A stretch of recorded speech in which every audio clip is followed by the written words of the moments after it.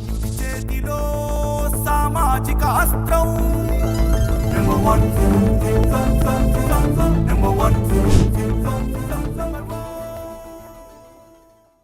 Welcome to number 1 news. నేను నందిని.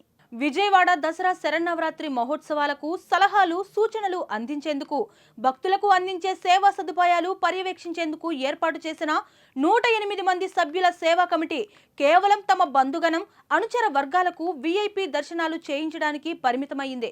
కొంతమంది committee సభ్యులైతే భక్తుల వద్ద నుంచి డబ్బులు తీసుకొని అమ్మవారి దర్శనాలు చేయిస్తున్నారన్న ఆరోపణలు కూడా వినిపిస్తున్నాయి. పేరుకు మాత్రమే దుర్గగుడి సేవా కమిటీ అయితే ఎక్కడా కూడా భక్తులకు ఏ సదుపాయాలు అందుతున్నాయి, ఏ సమస్య వల్ల ఇబ్బందులు పడుతున్నారో తెలుసుకునే పాపాన పోవడం లేదు.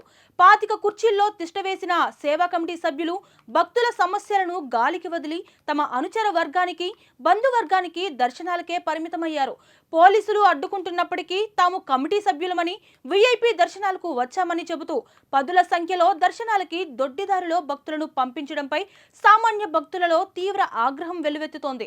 ఇప్పటికైనా దేవస్థానం అధికారులు సేవా కమిటీ సభ్యులను అదుపు చేయాల్సిన అవసరం ఎంతైనా ఉందని భక్తులు కోరుతున్నారు.